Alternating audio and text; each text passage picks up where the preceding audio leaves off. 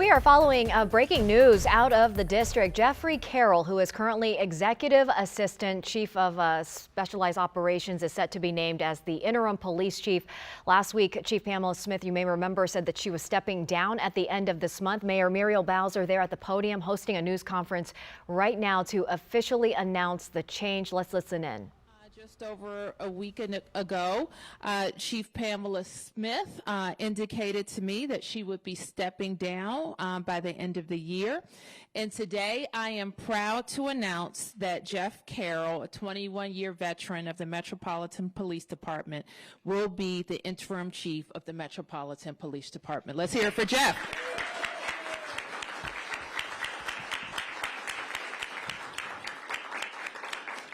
As I mentioned, Chief Carroll has been at MPD more than 20 years.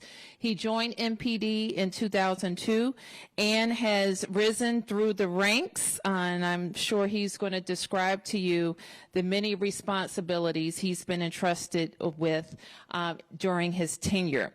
He became a commander, for example, in 2016. It was assigned to the Department's Special Operations Division. He has led our city through some of the most significant public safety challenges in the past decade, and he has overseen some of our other special moments like the World Series and Stanley Cup operations, and he was a very significant part of our city's ability to respond to January 6th. We look forward to him leading us through more good events in the city. And Chief Carroll is also very familiar with DC residents in our neighborhood as a respected and trusted, and he is respected and trusted by members of the Metropolitan Police Department, as well as our partners throughout the region.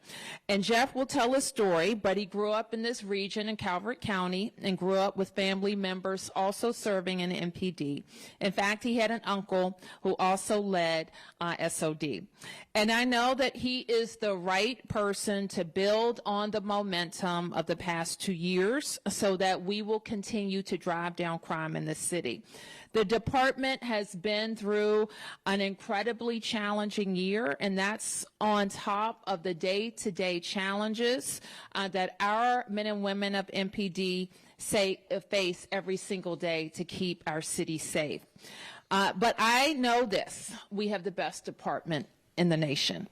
MPD is the best in the business at both community policing and handling large-scale special events and First Amendment activities. And that's where I want to keep our focus. I'll be focused on making sure we have the right policy environment to attract and retain more officers and to ensure our officers have what they need to be effective. And I am confident that Chief Carroll is the right leader to meet this moment. So, ladies and gentlemen, Jeffrey Carroll.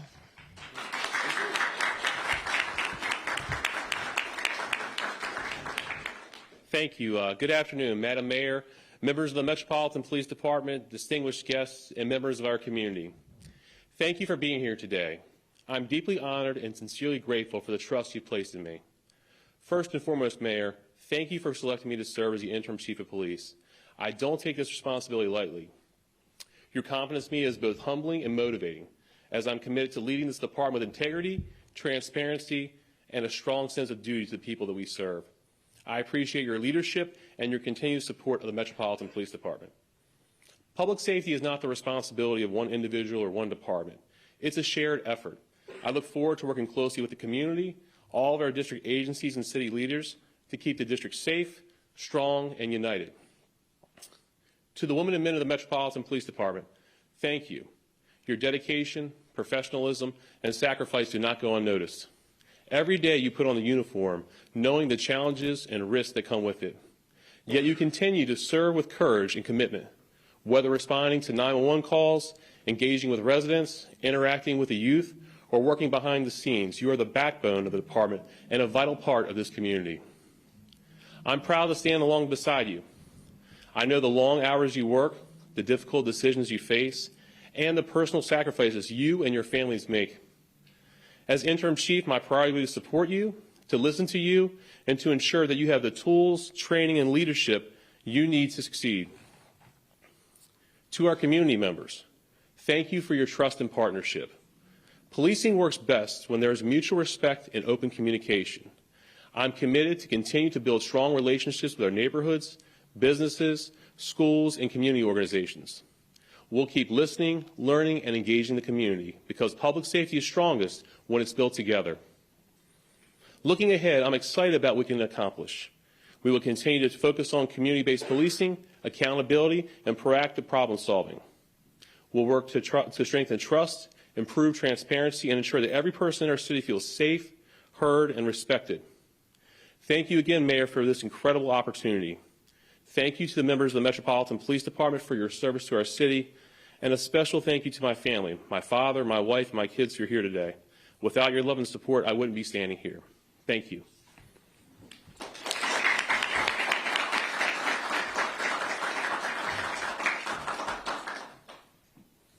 Take any questions? Yes, ma'am. You talked a lot about trust and the community's trust and working along with community members. Thank you. I will say, even though we speak to a lot of Hispanic folks that live here in the district, people are scared. They were telling me today they're scared of contacting MPD. They're scared of contacting MPD and then being transferred to ICE, a possible detention, a possible deportation. What is your message today for the Hispanic community and listeners that are looking at you right now with expectations to be able to trust you? Sure, absolutely. The Metropolitan Police Department is here for the entire community, including the Hispanic population. We're here to build trust and to work with people. We don't want anyone to feel scared or fearful to contact the police, if they're a victim of a crime, if they need police services. So I urge them to continue to reach out to us to work with us. I know there's been a lot of things said in the media publicly about immigration enforcement. MPD is here to work with the community to keep us all safe. Yes, sir. You're credited for your work in strengthening the relationship between federal partners and MPD. As now that this collaboration has been under scrutiny, how do you navigate, this work together, especially given the recent incidents of the HSI agents opening fire while patrolling alongside MPD? Well, working with our federal law enforcement partners is not really the Metropolitan Police Department. As the mayor said, I've had the opportunity since really 2016 working with our Special Operations Division and our Homeland Security Bureau to work very closely with our federal law enforcement partners. Obviously, our relationship has changed under a new federal task force. But with that, we continue to work together. So just making sure that we're strengthening that and making sure that we have the ability to relay to our federal partners really the priorities of the city and the residents here in the city and the community that we serve to make sure they are well represented, and the police officers that are working out there with the federal agents to make sure they understand our community. Mark. Chief, two questions. Thank you. One, will you do anything, or what will you do differently than Chief Smith when it comes to the cooperation with the federal surge? And specifically, will you rescind her executive order that dictates how officers interact with people who are not in custody but then being detained? And then I'd also like you to just respond to what, if anything, you'll do regarding the two federal reports that were critical of crime stats that would restore the public's faith in the crime statistics. Sure. So let's start with the crime statistics. Obviously, there's been some interim reports that came out, draft reports, things that are said. The final reports have not been submitted to us. So obviously, we have some information that's in those reports, but we don't know all the details of what's in there. But with that, obviously, we don't want to wait until the full reports are out. We know there's some concerns related to the data. So really focusing on 3 areas of improved training for our officers as it relates to the classifications of crime and how we, how we ensure that we're properly classifying crime. Also, enhancing our policy and technology controls for making changes to classifications. So what I'm saying there is tightening up the internal policy that we use as far as the actual response for the officers and when you can change classifications.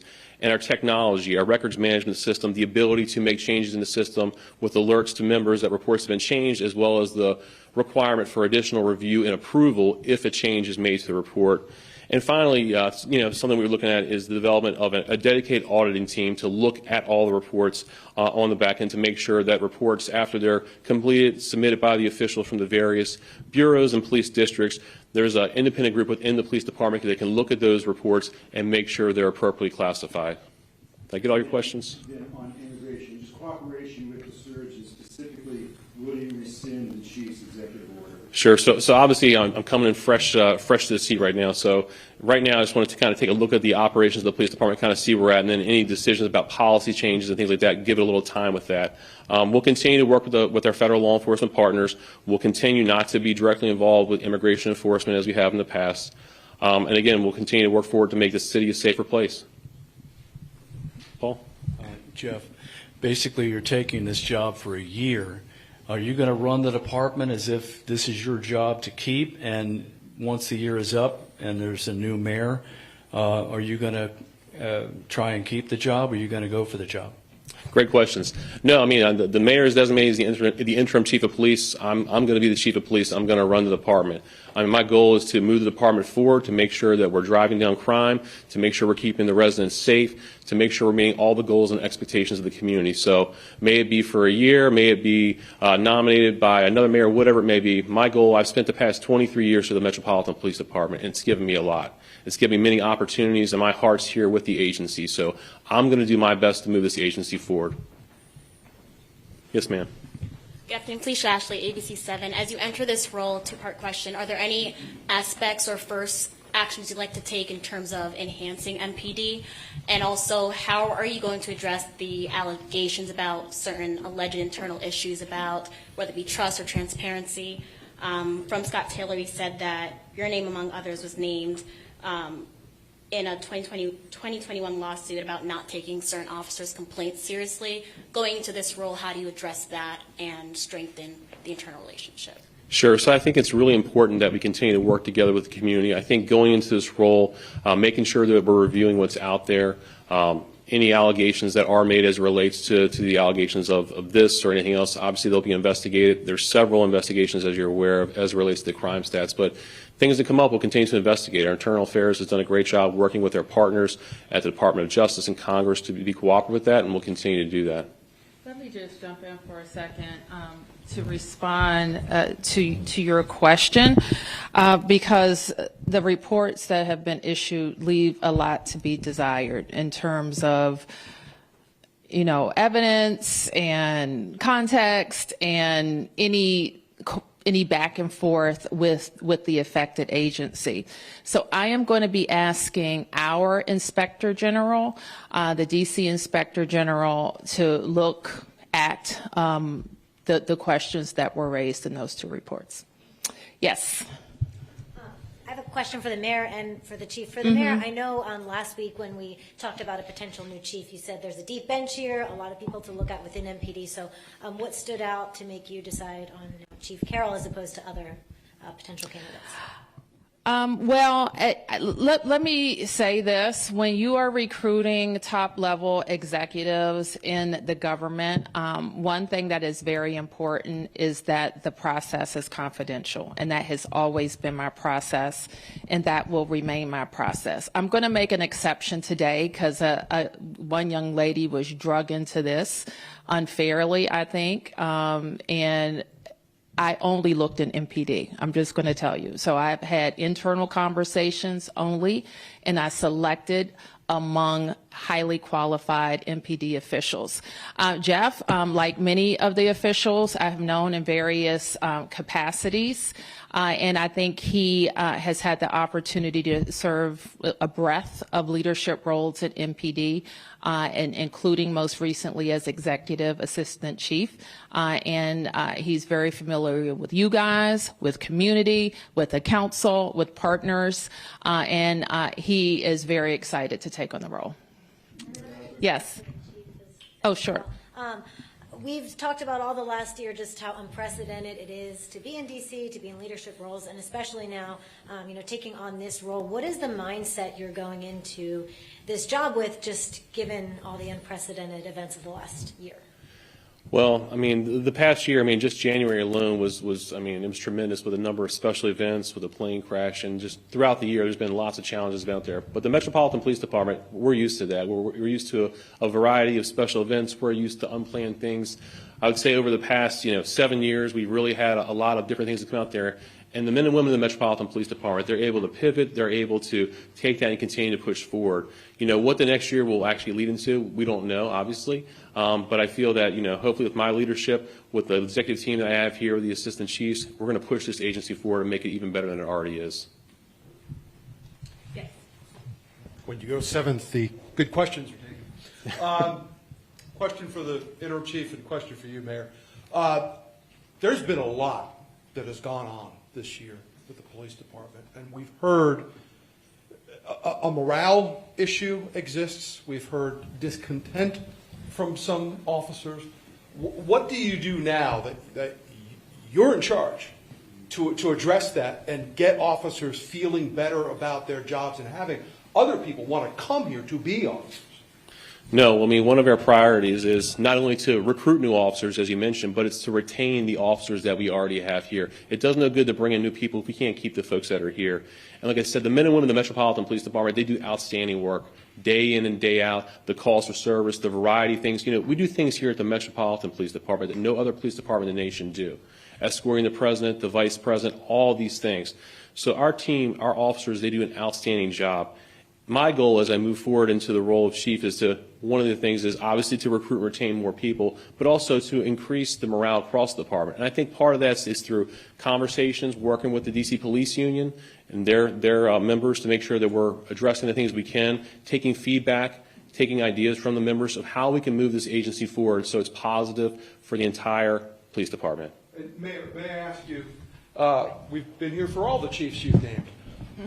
How has that experience informed that choice of the interim chief? And what have you learned along the years about what that decision needs to be and how you take that information and make your selection? It's an interesting question. When I was elected mayor, Kathy Lanier was the chief of police. I spoke to her before I was elected and I said, I want you to be the chief of police. And then, sometime later, the NFL came calling and she went. And I have had the opportunity now to name, actually every chief I've named has come from MPD, and with various levels of tenure. Mostly all of them are kind of this vintage of Jeff. And Chief Smith was also MPD, but she had come over from Park Police a couple of years earlier. And so I think in each of those selections, we just had people who were deeply familiar with DC crime. And I always look for in a chief a crime fighter. All right.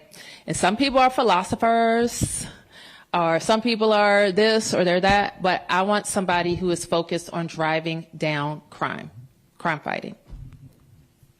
Yeah. Well, congratulations, Interim Chief Carroll. Martin Osterman was my name. One thing that recently came up actually yesterday, and this could be for the mayor or for the interim chief, Councilmember Janice Lewis-George, who is running to be the next mayor, could potentially be your next boss, depending on the circumstances, has introduced legislation specifically about immigration enforcement and the role that MPD plays. Her bill would basically say that unless there's a judicial warrant, MPD couldn't transport federal agents, couldn't do surveillance on behalf of federal agents, couldn't participate in any activity around hospitals, schools, that sort of thing when it comes to immigration. What do you think, Mayor or Interim Chief, what do you think about this bill? Do you think, does that raise concerns for you about what MPD is or is not doing regarding immigration? I haven't seen the bill, and so I don't think we can comment on it right now. Just like I just described the elements of it to you. I like to read it before I comment on it. I mean, those are all the parts, but yeah. Oh, well, I won't take your word for it. How about that? I will read it, and then I'll comment. Yes. I trust Martin's reporting. Okay, great. After some of the reporting I've seen over the last couple of days, it's, forgive me. We all know what you're talking Yes, thank you. Mayor Bowser, can you talk about the confirmation process Sure. and residency requirement for the chief?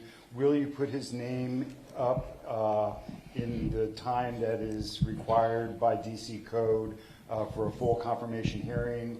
And Chief, do you plan on moving into the district as residency requirements for the chief's position? The chief is, or any official, well, certain officials in the district are required to make residency within 180 days of confirmation. So I'll leave that at that. And what we plan to do with the confirmation process, let me just say this. I'm mayor as long as I'm mayor, and I have all the powers that attach to that, including appointment.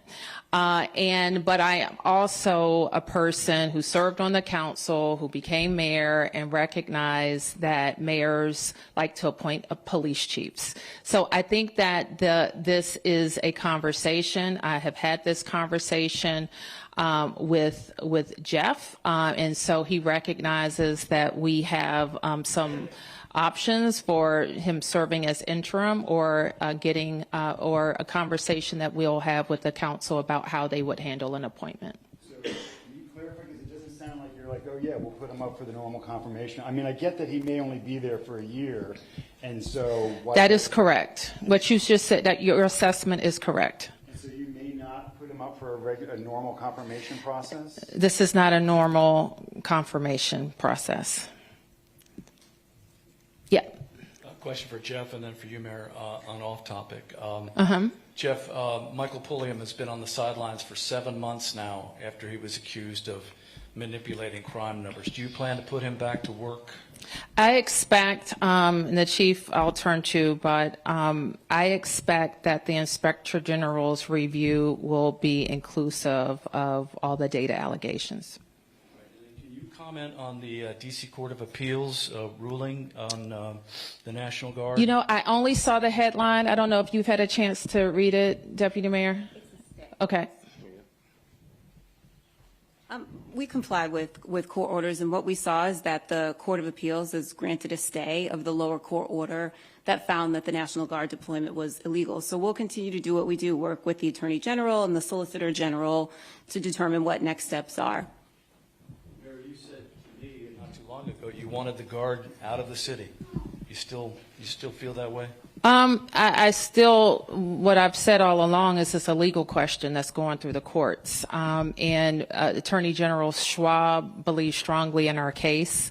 I haven't talked to him since this most recent action, so I want to talk to him and see what he thinks is appropriate for next steps with the case. Yes.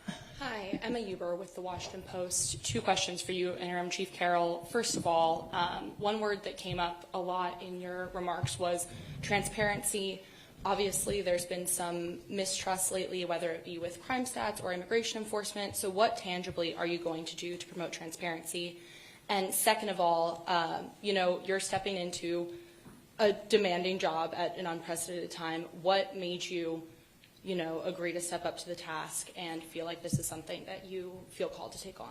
Sure. So as it relates to the transparency part, I think I talked about some of the recommendations related to the data, the crime data, and things we're going to implement to make sure that we can, make sure the data is appropriately classified, ways to build in safeguards into that, and then ways to have independent auditing of that data to make sure that if there is an issue, concern, or misclassification, there is a group to address that. So I hope that will help to push forward the transparency.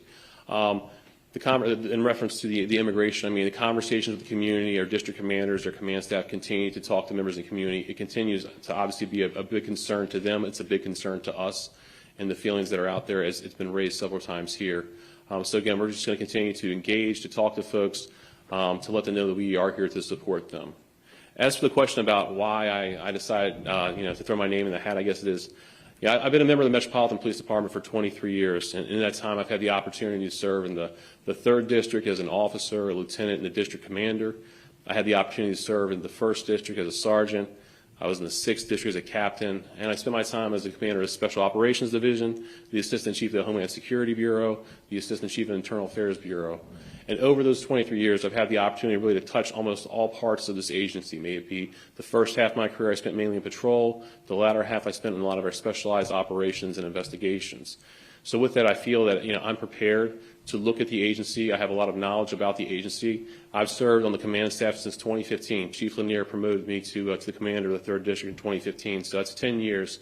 I've had the ability to witness the styles of both Chief Lanier, Chief Newsham, Chief Conti, Chief Smith. And through that, I've learned a lot.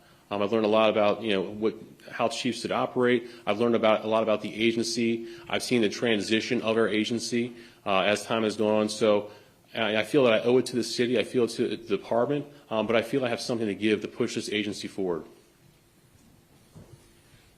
Chief, of those 4 chiefs that you've worked under, is there one who you would point to as you might model yourself? I know I'm asking you to pick your favorite kid. But. Sure, absolutely. All of them. No, each one of them, just like my favorite kid, each one of them are unique, right? I mean, you guys have the opportunity to cover each one of them, and I've learned something from each one of them. I still stay in contact with all of them to this day. I mean, they provided me the opportunity to work directly with the chief. It's something special, and we have some of the best chiefs in the world at the Metropolitan Police Department. They've gone on to do greater things, but what they've done for this department since I joined with Chief Ramsey, I mean, he's the forefather of modern policing, I would argue to say, with one of the people. And from that, we've really come a long way, and we're going to continue to move forward. One last. Okay. Can you talk about the moment that you found out the news? Was it in person? Was it on the phone? What was that experience like for you? Obviously, the mayor said we're not going to get exactly into the process, but it is a process, right? With that being said, I mean, there's a lot that goes into it, right? There's a lot of impacts personally, professionally. There's a lot of impacts to my colleagues, my coworkers. I mean, it's a very exciting time. I think I'm prepared for it. I'm looking forward to the challenge to move the department forward as we move forward. So I'm excited. I'm looking forward to having some new ideas and implementing some new things kind of as we go through, by taking in the account of the advice and the consideration of the assistant chiefs, our commanders, our inspectors, and the officers in the department. So I'm excited to move forward. So when you talk about the challenge, what is your greatest challenge as you step forward from this room right here? What's the number one challenge you look at? Well, I mean, that's a very interesting question. I mean, I think there's a lot of things out there, but really I think the main thing is to move into the role of chief and really to hit the ground running, right? To get the agency moving forward and to take, as the mayor said and I've said, to take it and make it my department with the guidance of the assistant chiefs and the commanders. And, you know, we may not have that much time. We may have a lot of time. We don't know, right? But the moments that we do have, the goal is to move forward, to work on crime, to drive this agency forward. And are you chief now or not until January 1st? He will be sworn in. I don't know exactly what day, but he'll be sworn in when the chief leaves. So Smith is still the chief. Of course, yes, he is. She is. And to answer your question, I looked across the table at him in his eyes and said, "You sure you want this?" As I do everybody, I say, you know, this is Washington, D.C. We're different. We're different. And this is a huge responsibility. And without hesitation, the chief said yes. So thank you, everybody. Thank you.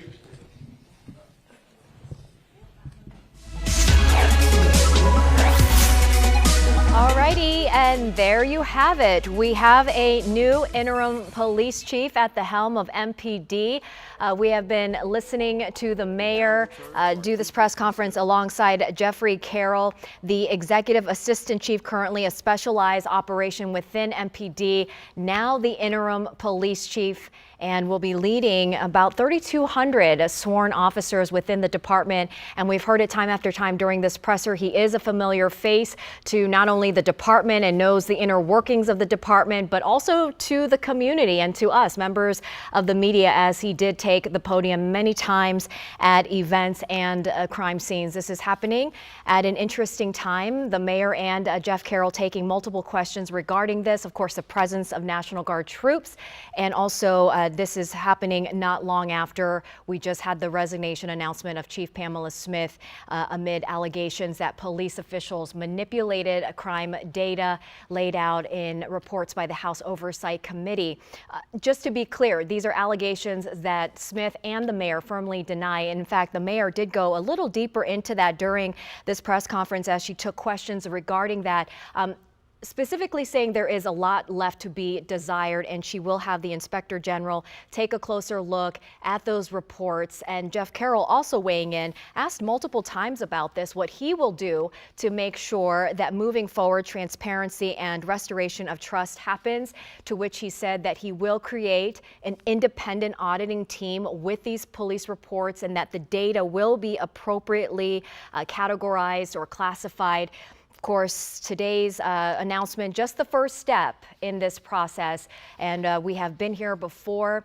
But this is on the heels of Pamela Smith stepping away from her position as top cop at the end of this month, and Jeff Carroll now at the helm of MPD, at least for a year, and we will see what happens after that. He was asked, are you working to keep this job after the 1 year is up, to which he sort of tap danced around, but we'll have to wait and see what happens with that, of course. But again, Jeff Carroll served 23 years in MPD, and over those years has risen through various leadership ranks, and well deserved. So we will have more for you coming up on the news at 4 this afternoon. Our Rafael Sanchez Cruz was at the presser today, and he will have a full report coming up in just a few hours from now. Stick with WUSA 9, both on the air, online, and WUSA 9 Plus.